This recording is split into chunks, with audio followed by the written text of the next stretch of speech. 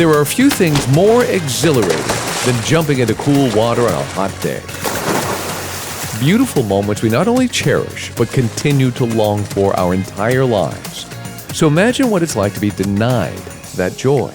Scars in our society are hidden in the most unusual places. I think that my work has really reshaped how the public understands swimming as an issue of social equality, social justice, and social inequality. Professor Jeff Wilsey from the University of Montana is the author of Contested Waters.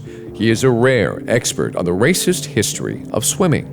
A conversation with him opens our eyes to the dark side of something that is usually seen as bright and joyful. From the beginning, he squashes a common fallacy. Black people aren't physically built to swim. During the 19th century, people of African ancestry were more accomplished swimmers than people of European ancestry. They were more likely to be swimmers, and they were more likely to be better swimmers. It's what happened in the 20th century that changed everything. There were thousands of public swimming pools that were built in the United States during the 1920s and 1930s. It was a swimming revolution. At a time when there was no air conditioning, people suddenly had a way to find wonderful relief from the heat. But not everyone.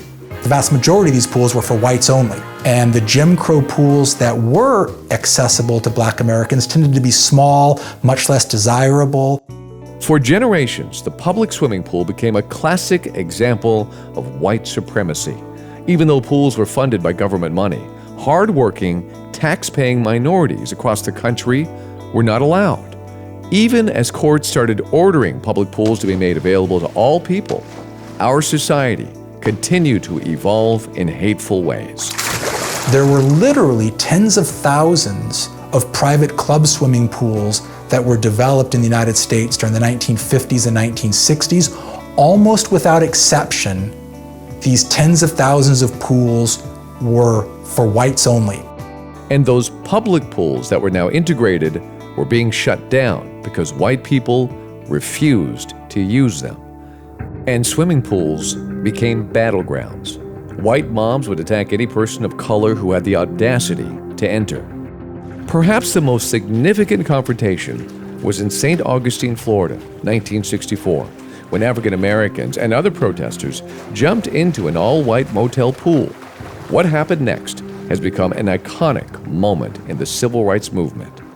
The manager of the pool poured acid into the water as a way to drive the protesters out of the pool, which to my mind, it reveals sort of the viciousness of the sentiment behind objecting to interracial swimming. It caused a backlash against racial discrimination in a variety of forms. One of the reasons this became the moment is because the architects of the civil rights movement showed up, Reverend Ralph Abernathy and Dr. Martin Luther King Jr. We weren't allowed to swim with white children. They thought that we had cooties or something like that. Donzale Abernathy is Ralph's daughter.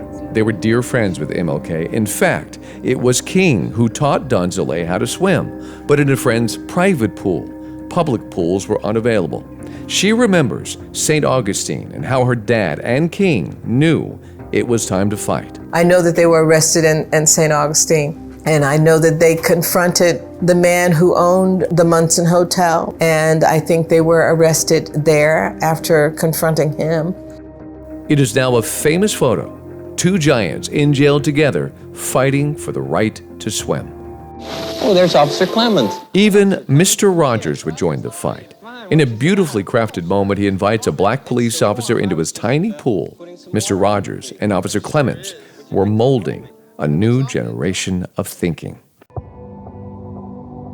Sadly, tremendous damage has been done. African Americans now struggle around water due to a century of being denied. Swimming doesn't get passed down from one generation to the next. And instead, what has gotten passed down is actually a fear of water.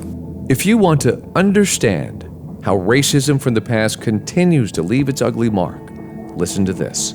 Black Americans are about half as likely to know how to swim as white Americans, and that black children are, depending upon their age, 3 to 5 times more likely to drown than white children. Up to 5 times more likely to drown.